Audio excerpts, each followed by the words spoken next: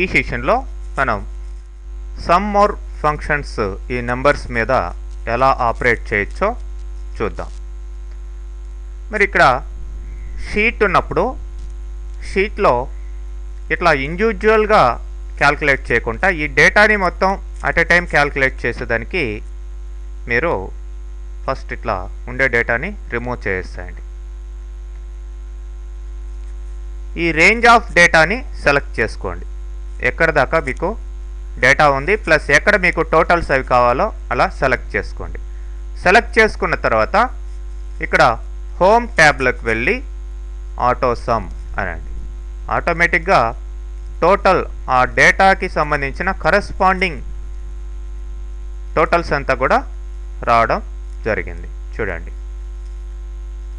So data క్లియర్గా ఉన్నప్పుడు మీరు ఇట్లా ఈజీగా చేయొచ్చు అనమాట. మీరు చేయాల్సిందల్లా టోటల్ సెలెక్ట్ చేసుకోవడం, ఇక్కడ ఆటో సమ్ క్లిక్ చేయడం. లేదంటే ఇంకొకటి కూడా చేయొచ్చు. మీరు ఆల్ట్ ఈక్వల్ అని ఇచ్చినా కానీ సరిపోతుంది. ఆల్ట్ పట్టుకొని ఈక్వల్ సింబల్ ఇవ్వండి. అది ఆటో సమ్కి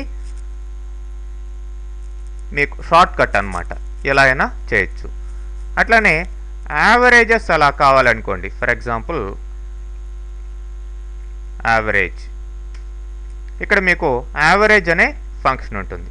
ఈక్వల్ టు అని ఇచ్చి యావరేజ్ అని కంప్లీట్గా మీరు టైప్ చేయాల్సిన అవసరం లేదు.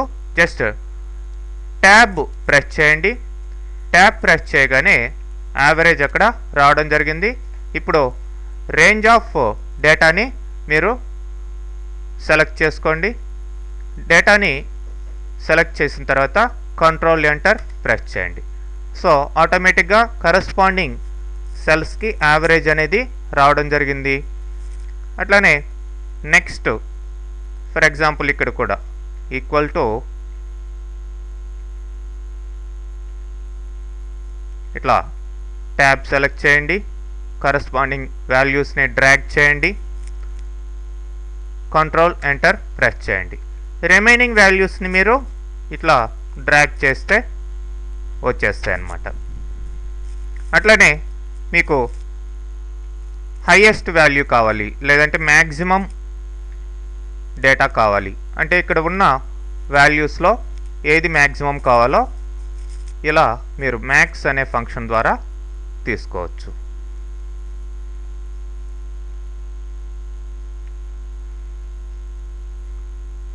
ఇక్కడ కూడా రేంజ్ ఇలా సెలెక్ట్ చేయండి. కంట్రోల్ ఎంటర్ ఇవ్వండి. ఇక్కడ ఉన్న లిస్ట్ ఆఫ్ వాల్యూస్లో ఏది మ్యాక్సిమం ఉందో అది రావడం జరిగింది. Okay, now click and drag. So corresponding లిస్ట్లో మ్యాక్సిమం వాల్యూస్ ఏమున్నాయో అవంతా రావడం జరుగుతుంది. అట్లనే మినిమం. సో ఇక్కడ కూడా ఫంక్షన్ మిన్ అనే ఫంక్షన్ ఉంటుంది. మీరు ఈ రేంజ్ని ఇట్లా సెలెక్ట్ చేసుకోండి. కంట్రోల్ ఎంటర్ ఇవ్వండి. మినిమం వాల్యూ ఏదైతే ఉందో అది ఇక్కడ రావడం జరిగింది. అలానే టోటల్ నెంబర్ ఆఫ్ వాల్యూస్ ఎన్ని ఉన్నాయి కౌంట్ కావాలి అనుకోండి. కౌంట్.